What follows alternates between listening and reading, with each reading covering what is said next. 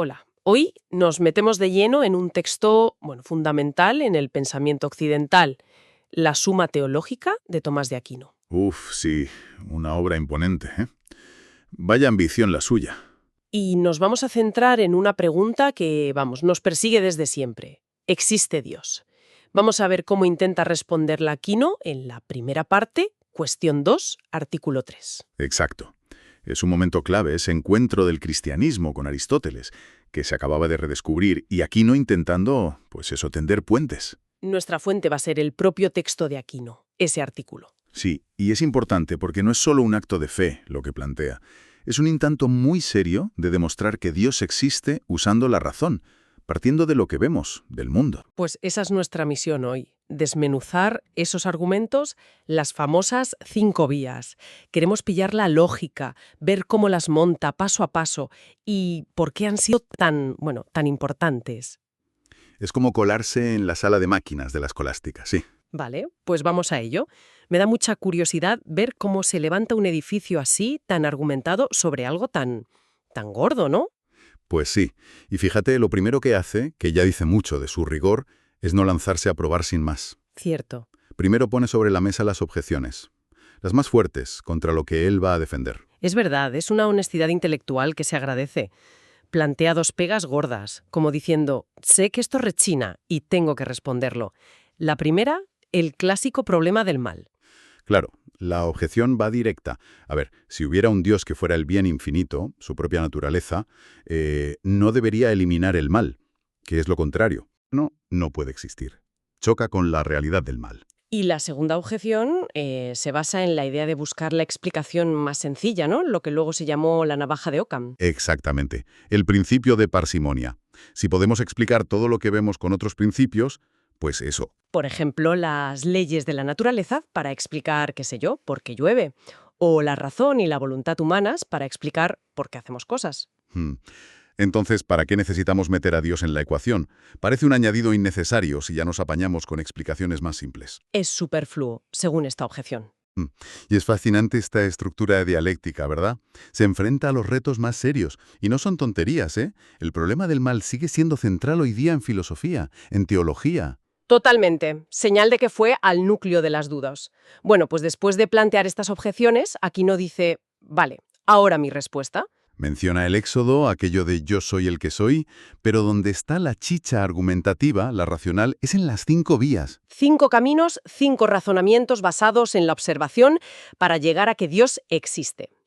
Y aquí es donde la cosa se pone densa, pero interesante. Vamos con la primera. Venga, la primera vía, el argumento del movimiento, o del motor inmóvil.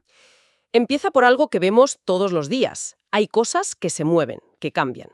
Y su punto de partida, que hereda de Aristóteles, es todo lo que se mueve, lo mueve otro. Exacto. Nada pasa solito de estar en potencia de moverse a estar en acto de moverse. Necesita algo externo que ya esté en acto. Pone el ejemplo del fuego, ¿no? El fuego está caliente en acto y puede hacer que la madera, que está caliente en potencia, Pase a estar caliente en acto. La mueve, la cambia. Ese enfoque en el cambio observable era importante, ¿eh? Intentaba conectar la prueba de Dios con la experiencia, con lo que se puede ver. Un puente entre fe y razón. y sigue el hilo.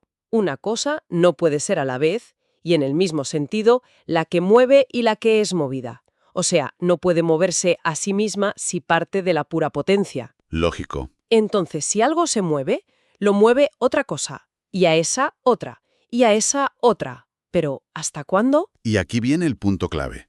Dice que esta cadena de motores no puede seguir y seguir hasta el infinito. ¿Por qué no? Porque argumenta que si no hubiera un primer motor que empezara todo el cotarro, pues no habría motores intermedios que movieran nada y al final no habría movimiento. Y sí que lo hay, lo estamos viendo. Ah, vale. ¿Es como el ejemplo del bastón que mueve una piedra? Justo, el bastón solo mueve si la mano lo mueve. Sin la mano, que sería el primer motor, el bastón no hace nada y la piedra tampoco se mueve. Entendido. Sin un inicio, la cadena ni se pondría en marcha.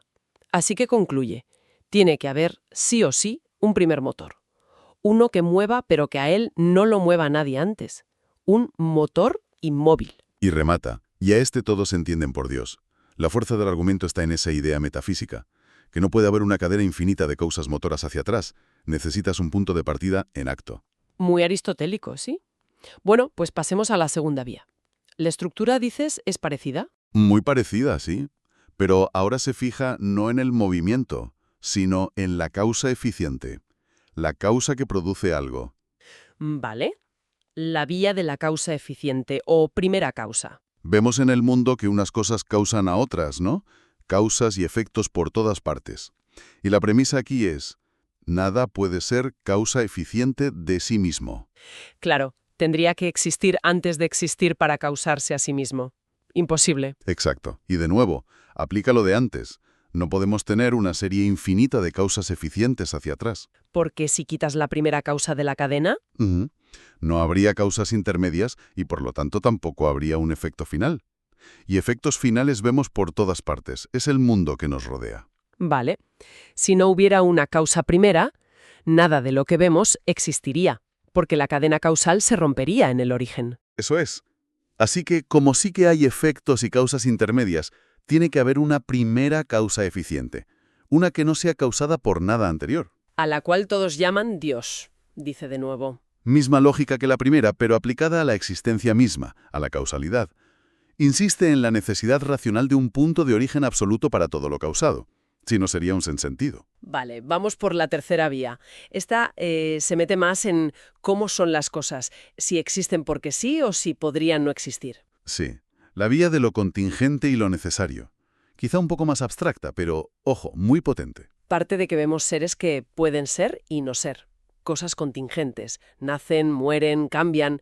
Su existencia no es, digamos, obligatoria. Podrían no haber existido. Como nosotros, por ejemplo. O un árbol. O una mosca. Su existencia no está garantizada por su propia naturaleza. Entonces, aquí no se pregunta, ¿y si todo fuera así? Si todo en el universo fuera solo contingente, solo posible. Y responde que no, que es imposible. Porque lo que puede no ser, en algún momento no es. A ver, despacio. Si algo tiene la posibilidad de no existir, Dado un tiempo infinito hacia atrás, él piensa en esos términos, esa posibilidad se habría realizado. Y si todo fuera así, si todo tuviera esa posibilidad de no ser, habría habido un momento en que nada existía. ¿Un vacío total? exacto, porque la posibilidad de no ser se habría cumplido para todo. ¡Ostras! Y aquí viene el kit. Si hubo un momento en que no había absolutamente nada, Nada podría haber empezado a existir después. De la nada, nada sale. El famoso ex nihilo nihil fit. necesitas algo preexistente para que algo nuevo empiece a ser. Justo. Pero ahora mismo sí que hay cosas. Estamos aquí. Así que la suposición inicial, que todo es meramente contingente, tiene que ser falsa. Por lo tanto, concluye, tiene que haber al menos un ser cuya existencia no sea solo posible, sino necesaria. Un ser que exista por sí mismo, que no pueda no existir. Y da un paso más. Este ser necesario, ¿de dónde saca su necesidad? ¿Depende de otro ser necesario o es necesario por sí mismo? Y aquí vuelve a usar el argumento contra el regreso infinito, no. El mismo. No puede haber una cadena infinita de seres necesarios que dependan unos de otros. Así que tiene que haber un ser que sea necesario por sí mismo, que no dependa de nadie para ser necesario. Y que además sea la causa de la necesidad en cualquier otro ser necesario que pueda haber. Exactamente. Y a este todos llaman Dios. Este argumento toca hueso, ¿eh? Va al fundamento último de la realidad. Distingue lo que existe de prestado, lo contingente, de una base necesaria. Es una pregunta radical sobre qué sostiene todo esto. Vale, pasamos a la cuarta vía. Cambia el tercio. Ahora va de cualidades, de perfecciones. Eso es, la vía de los grados de perfección. A veces la llaman argumento axiológico. Observamos que hay cosas más buenas, más verdaderas, más nobles que otras. Hay como niveles, grados en estas cualidades.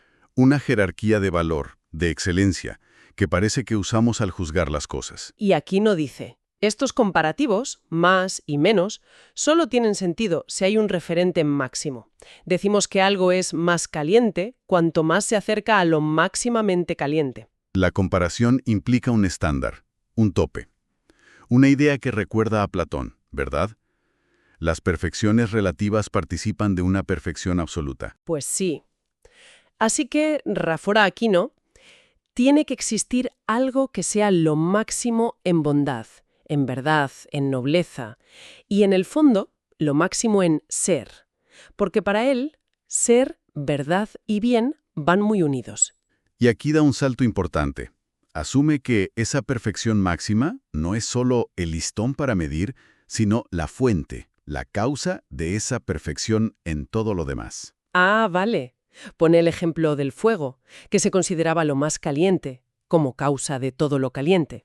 Pues igual, ese ser máximamente perfecto tiene que ser la causa del ser, de la bondad y de todas las perfecciones que vemos de forma limitada en las cosas. Al cual llamamos Dios. Es curioso cómo conecta valores relativos con un absoluto que es fuente activa. Sí, sí, vincula esa jerarquía de valores con una causa suprema que es ella misma la perfección total. Y llegamos a la quinta y última, la que se fija en el orden, en la finalidad que parece haber en el universo. La quinta vía, el argumento del ordenamiento de las cosas.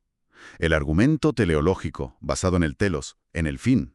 Aquino mira la naturaleza y ve que muchas cosas que no tienen conocimiento, plantas, animales, los elementos, actúan de forma muy regular, muy consistente, como si buscaran algo. Dice que obran casi siempre o siempre de la misma manera para conseguir lo que más les conviene. Ve un patrón, una dirección, incluso en lo no consciente. Como si siguieran un plan, un propósito. Y esa regularidad, esa orientación a un fin, le dice que no puede ser puro azar.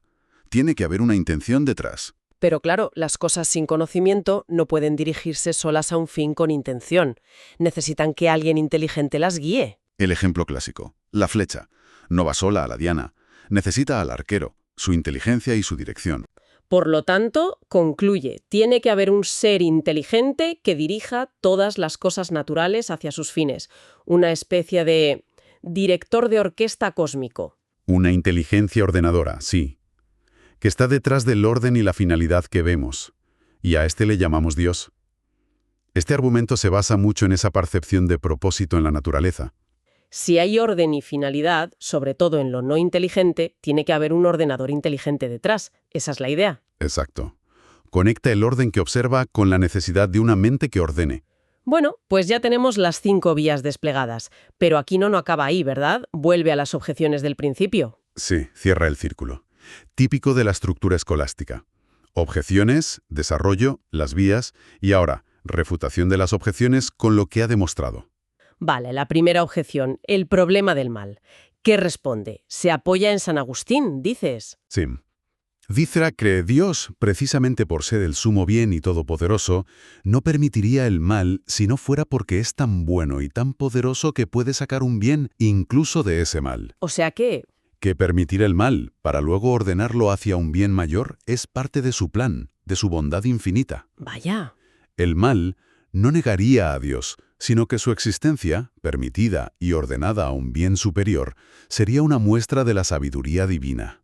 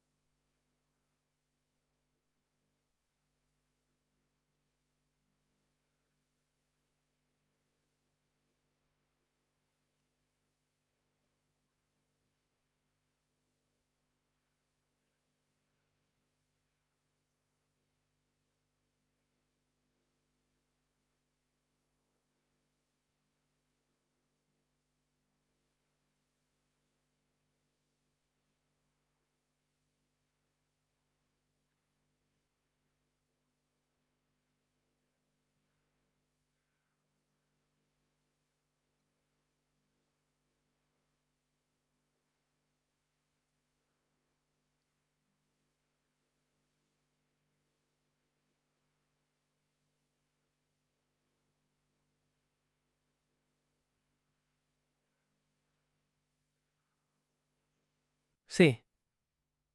Dice que Dios, precisamente por ser el sumo bien y todopoderoso, no permitiría el mal si no fuera porque es tan bueno y tan poderoso que puede sacar un bien incluso de ese mal. O sea que... Que permitir el mal para luego ordenarlo hacia un bien mayor es parte de su plan, de su bondad infinita. Vaya.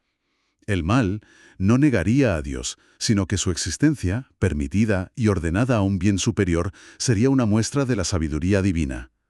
Es complejo. Es una respuesta clásica de la teodicea, sí.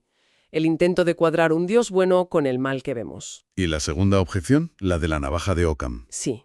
que nos basta con la naturaleza y la razón humana, que no hace falta Dios. Pues responde que esas explicaciones, naturaleza, razón, no son la última palabra.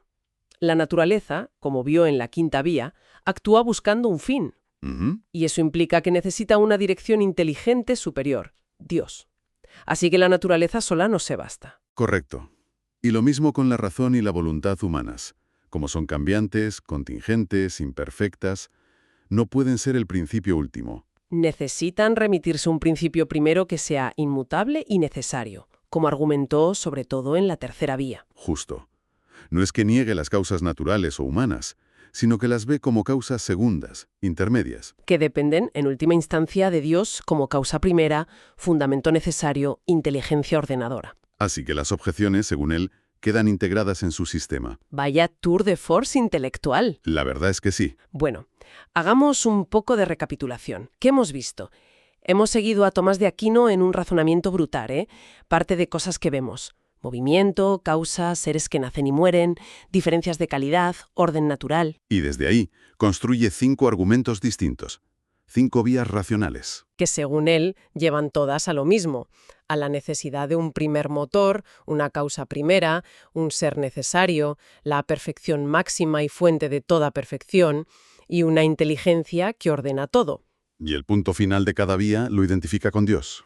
Además, hemos visto cómo no esquiva las dudas, sino que las afronta e intenta responderlas desde su propio sistema. Cierto. Y bueno, estas 5 vías han sido increíblemente influyentes. Han generado siglos de debate, de análisis, de críticas.